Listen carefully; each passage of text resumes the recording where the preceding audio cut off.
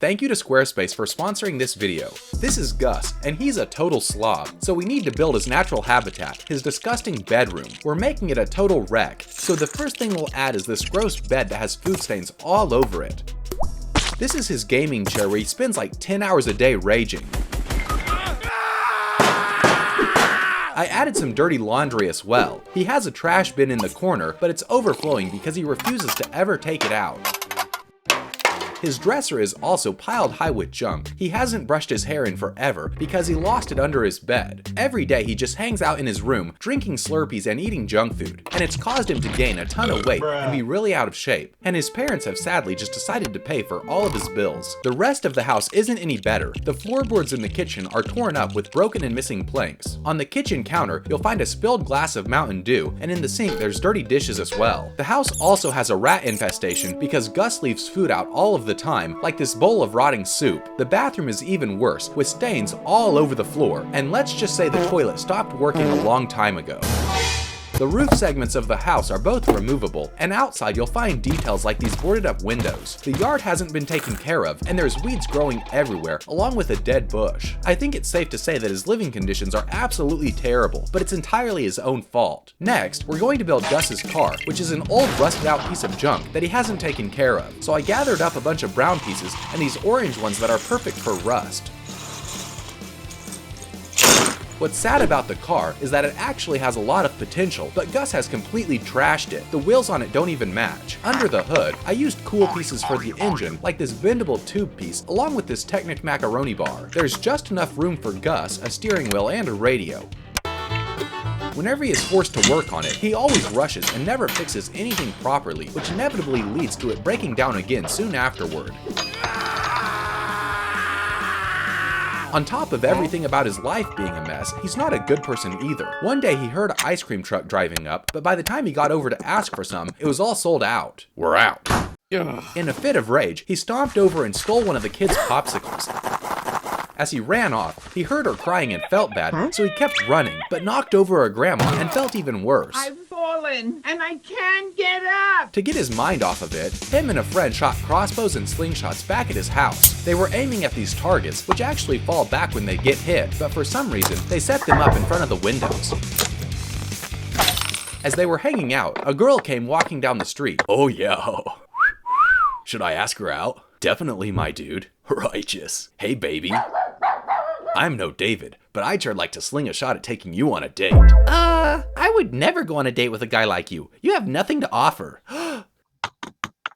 They ask you how you are, you just have to say that you're fine when you're not really fine, but you just Rejected, Gus moped inside. And looking around him, he realized she was right. That night as he slept, he was tormented. Nothing to offer. Lurching away, he knew he had to change. He couldn't live like this anymore. Grabbing a broom, he set off, cleaning his room. After that, he emptied the trash. He put away everything scattered on the dresser. He even replaced all of his dirty bed sheets. And by the time the rooster crowed, his room was looking 10 times better. But when he stepped outside, he noticed how bad his yard was looking. So he gathered up some pieces and built a lawnmower and got to work. After chopping down the dead bush, he even decided to plant a garden of flowers that he would need to start taking care of. Already feeling like a new man, he decided to shave his face. And that made him feel even better. But then he thought about how out of shape he had gotten, so he decided to call up a personal trainer. I think it's time. You got it. So now we have to build up a gym. In it, you'll find all sorts of equipment. There's a rack of dumbbells that are made using lightsaber handles.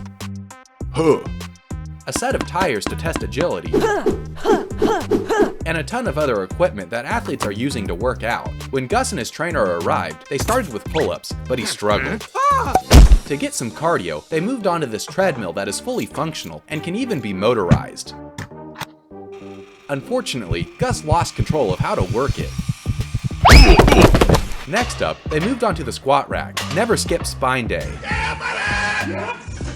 And Gus was able to crank out a few reps. Even though he struggled at first, Gus was determined, so he kept coming back day after day. Cue the montage.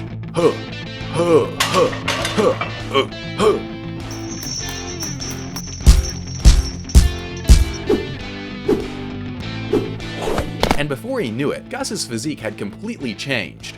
For our next segment, I'm building a salon because Gus's hair is still looking pretty terrible. I started by laying down a checkered floor pattern before setting up the windows and door. For the sign, I built this huge pair of scissors that uses a design from this Friends set, and with that, our salon is looking pretty good. Inside, you'll find an assortment of different tools that the stylists use. I also built up this fancy chair, and you can use a minifigure cape as a cover.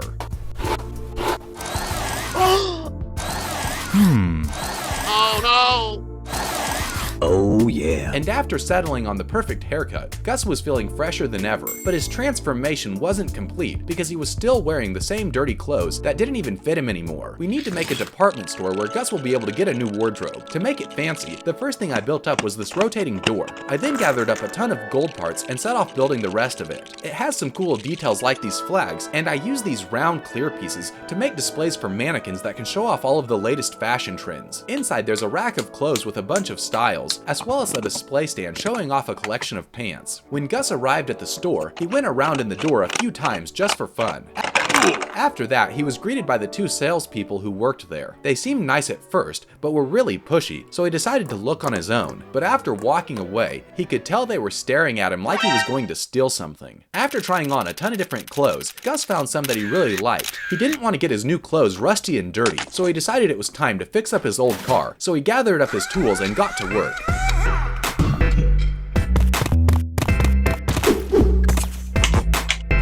He replaced all of the engine's components with top-of-the-line parts, giving it a ton of horsepower. In the trunk of the car, he installed a compartment for subwoofers, and instead of fitting just him, this interior can fit 3 minifigures. After finishing all of the repairs, he could hardly believe it was the same car as before. But let's see it in action.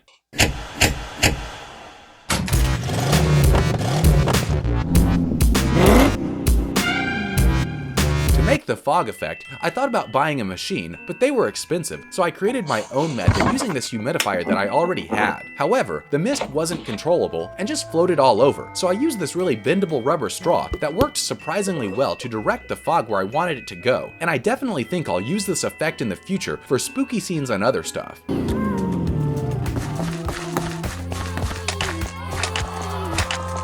But the rest of Gus's house was still a wreck, so after evicting the rats with a broom, he stole Shakespeare's neck ruffle and used it to start cleaning everything. And it made it look even better, but there's only so much you can do with a neck ruffle, so he decided to remodel the entire thing. He replaced the boarded up windows with brand new ones with nice shutters. On the inside, the first thing he did was lay down new floorboards. In the bathroom, he replaced everything and made it look so much nicer. In the kitchen, he installed new cabinets, as well as an additional window to let in some natural light.